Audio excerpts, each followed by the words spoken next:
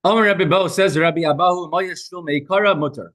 If there was a public path initially to pass through that area before the shul was built, and the shul was built in that area, it is permitted to continue using it as a shortcut because you can't take away a public road due to a shul being built. You can't take away the right of access for everyone. Amr of Nachman Bar Yitzchak says from Nachman Bar Yitzchak, Hanichnas amanas shalalas kapandria. If somebody went into a shul not intending to make it a shortcut, for example, I went to shul in the morning in order to daven, and now for me to continue to walking to work, it's quicker to walk out the other entrance of the shul. Mutter lasase kapandria. So in that case, you are allowed to use it as a shortcut because that's not what you had in mind to do. And there's no shame or no embarrassment to a shul by doing this. What if it becomes like a schedule, like, that's a short, so you go the next day, you do the same thing, so. Yeah, so that is fine. We're going to see very shortly, but in the Beis HaMikdash, that's the way it worked was that you were supposed to walk out from a different entrance you walked in from. That's fine, as long as you're not going in to use it as a shortcut. Yeah. We'll get to the halacha l'maisa shortly. Amar Rabbi Chelbai, Amar Rav Huna says Rabbi Chelbai in the name of Rabbi Huna, Hanichnas lebeis hakneses lispalel. One who entered a shul in order to daven is allowed to exit from the other side, even if it's short. You don't have to go back specifically the long way out. Shenemar, as it states, this is in the Beis HaMikdash, and Yecheskel Hanavi is giving a prophecy what the third Beis HaMikdash will look like. And it says that when the people will come to Hashem on the holidays, one who enters from the northern gate should exit from the southern gate. One who entered from the southern gate should enter from one who entered from one gate should enter from the other gate. Two Beis HaMikdash diagrams here. Here's just a general drawing of the Beis HaMikdash. Harabayas. This is specifically the Harabayas, but here you see on the screen here's a Beis HaMikdash. Many people coming in from different gates onto the Temple Mount. So it's a mitzvah when you go walk in, you walk to the right, right? Hence the big arch, right, called Robinson's Arch, right, where the big entrance to the Beis HaMikdash is on the right side. It's a mitzvah to enter from the right and to go around the Beis HaMikdash and to exit from the left, to be as long as possible in the Azara. You're saying, I don't want to exit Hashem's house. I want to be here as long as I could.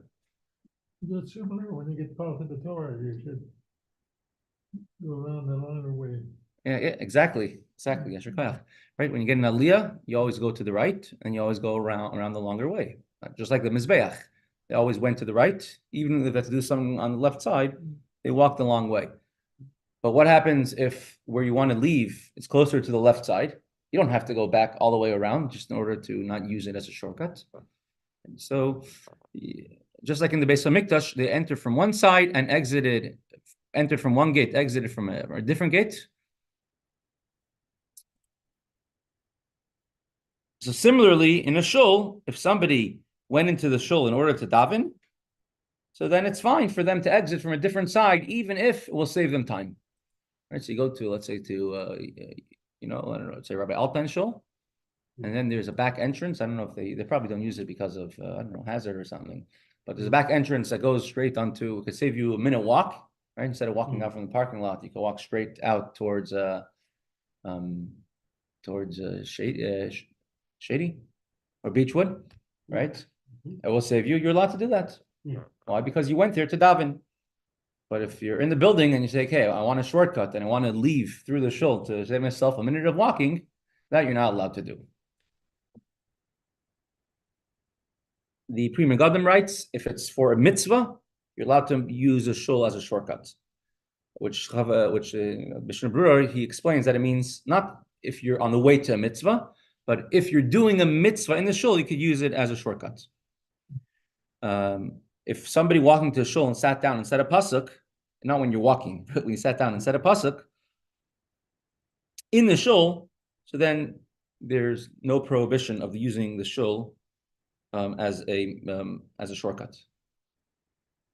So you can make the calculation. It's worth it to you to walk into the shul in order to save yourself a minute, but you're going to sit down for a minute and say a pasuk.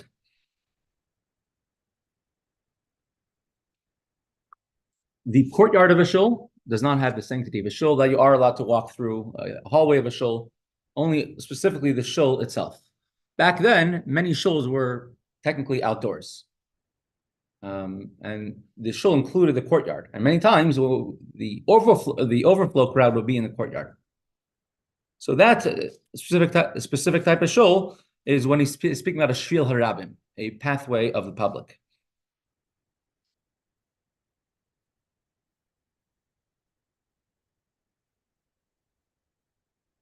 But if you spend a little bit of time in the shul, even if you don't say a pasuk, just sitting down, or if you say a pasuk in the shul while you're sitting, it's enough time. That's enough, and you're allowed to use the shul as a throughway to go somewhere.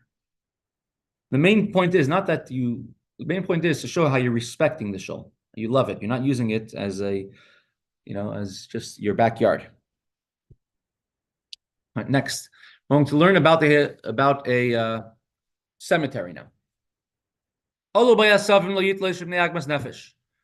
you had a shul that was in ruins and it started growing grass in the area of the shul, you should not uproot the grass because people should feel anguished and want to go repair the shul.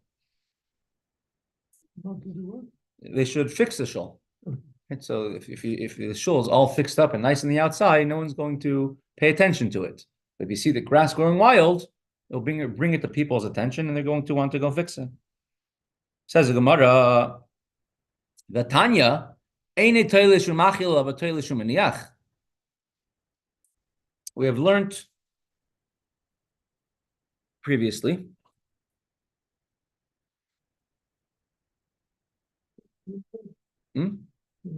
that one is allowed to uproot, cut the grass from a shul that's overgrown. If a shul which is in ruins, which is abandoned, you're allowed to cut the grass and leave it there where it is. But you cannot cut it and use it, for example, to feed it to your animals who eat grass. That you cannot do.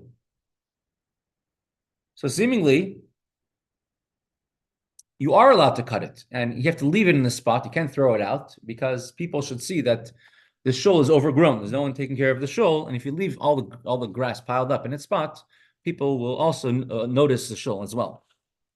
But this brisa says that you are allowed to cut down grass in a old ruined shul and leave it in a spot. So how come our Mishnah says that you cannot cut grass at all?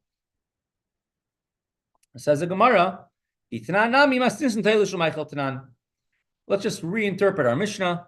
That our Mishnah actually is this means that if you're not allowed to cut the grass to feed it to your animals, but the Mishnah would allow you to cut the grass. It shouldn't be wild. You have to leave all the grass that you cut. You have to leave it over there. Says the Gemara, Tana Rabbanan, Beis HaKvaros ein noigin behen kalis rosh. You are not allowed to act frivolous in a shul, in a cemetery. You cannot act in a type of way, a party type of way, in a very lightheaded type of way. For example, you shouldn't eat or drink in a cemetery. You shouldn't have a business meeting. You shouldn't make your calculations in the cemetery. You cannot bring your animals to graze over there. I was in the cemetery in Svas where the Arizal is. And if you walk around in the middle of the night, there's cows walking around over there from some local, local farms. 29A3, correct. Second paragraph, second column. So you cannot act frivolous, you cannot act lightheaded, frivolous. So you can't bring your animals to graze over there. That means it would also include you shouldn't take your dog for a walk in a cemetery. Is very common today. And you cannot make a aqueduct of water to go through a cemetery. Talking about a Jewish cemetery. And you cannot cut the grass in the shul, in the cemetery, to use it to feed your animals.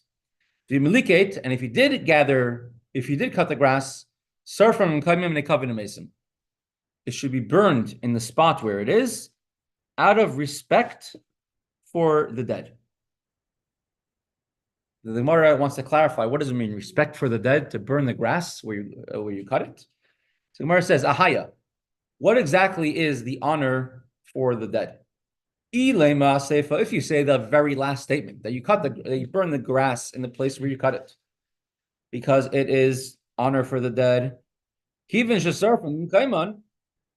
My covered Mesamika, what type of honor is it for the dead if you burn the grass in its place? What respect is there? If the Brisa said to respect the dead, you have to burn it publicly, I can understand that there's some respect for them. But it seems it has to be cut down and burned on the spot. So people should not think that you're feeding the grass to your animals, but how are you respecting the dead? So Gemara says, Allah Reisha. Rather, the beginning of this brisa, which says that you you cannot eat or drink, and you cannot bring your animals into a cemetery. That is respect for the dead. That you respect the area, respect the fact that they passed away. Over here is all the people who are in the form of Hashem. A human being is in the form of Hashem, so you cannot act frivolous. And over here, it's now that their bodies are decomposing, you have the neshamas over here. So yeah, so it's definitely the idea of kavod, of respect.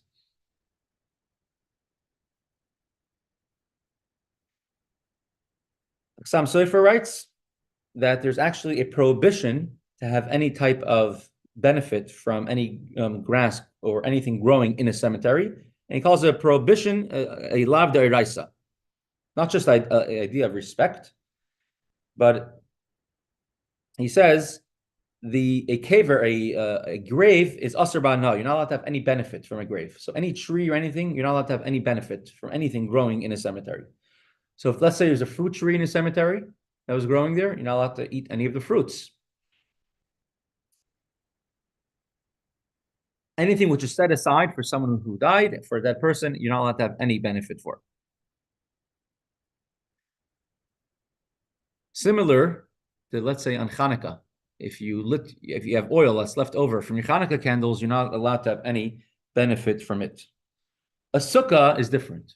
Sukkah, after Sukkos, it doesn't have kedusha anymore in the object, because when it's made, it's not made only specifically for Sukkos, but a Hanukkah candle, the oil, is meant specifically for someone who passed away. Now, there are many people, you go to a cemetery, you get perpetual care, right? They grow gardens over there, they grow beautiful things over there. So all these things are permitted, but not anything edible, not anything that makes fruits, because the person no longer could do mitzvahs and no longer could make fruits. And therefore, something which makes fruits is forbidden to have in a cemetery. Something grows by itself, you're allowed to cut it down. But a very interesting minhag, a very interesting custom comes out of this. And I'll show you a video of the Rebbe doing this. Let's bring this up.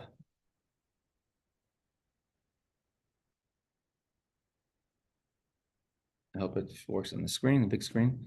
This is a video of the Rebbe visiting the Ohel. What year is this? 1991, I think. This is, the Rebbe had a room in the Ohel, but now currently, I'm going to refresh the page to see if it works better. Doesn't, before it worked just fine. Maybe it's Zoom, I don't know.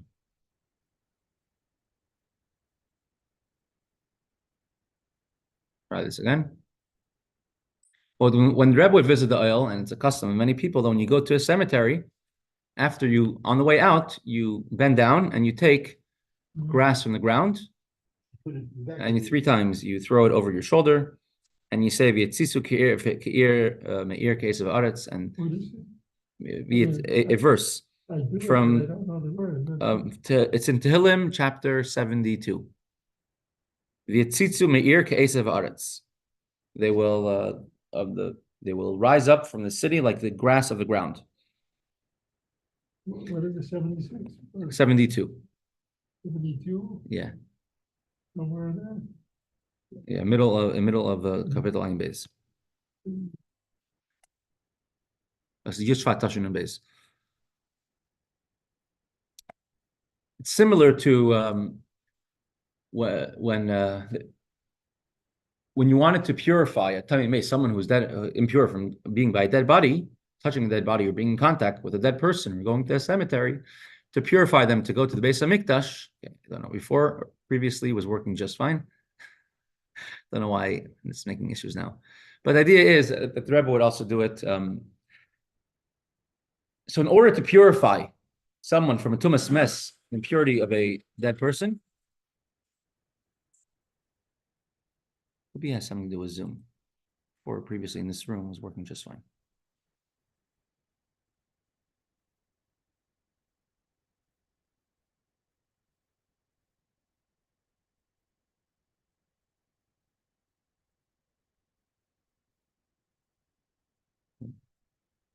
The Rebbe would leave. It would be very late at night. It's I'm not going to try anymore.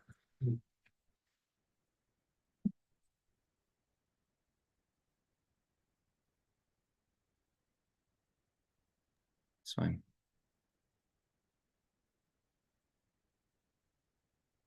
Could you post a link? Okay, I'll do that.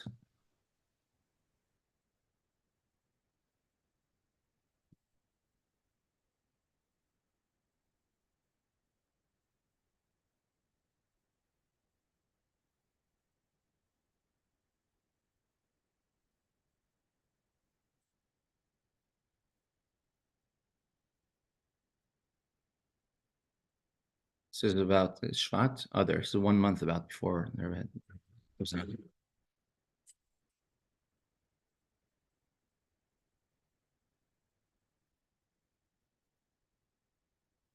So when it came to purifying oneself, the Rebbe is visiting his wife's grave, the Rebbe's in Chaim Mushka. And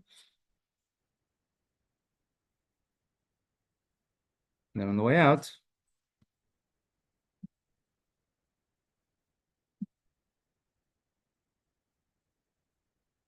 he's on the way. It's okay. I left up the link over there. So just like when it came to purifying yourself from the impure, from a tumas mes, from the impurity coming from a dead person, you needed to be sprinkled with the waters from the para aduma, the ashes and water mixed with the ashes of the para aduma, a red heifer, which was mixed with azov, with grass. So the same thing, when you leave a cemetery, you wash your hands. That's purifying yourself with water. And the ashes is the earth, the dust, which is where you're leaving, where you're uprooting the grass from. And the grass that you used for purifying the paraduma, for the purifying part of the red heifer, so that grass is what you throw it over your shoulder. So you have all 3 components which a person uses in order to purify themselves. Sometimes you don't get the water till you get home. Right, so correct. So would you pick up the grass again at home? No, you do it over there. Before you usually do it right outside the cemetery. You usually do it. I don't think it has to be specifically outside the cemetery. People do it inside as well. I mean, there's many reasons given for this. It's the idea of regrowth, etc.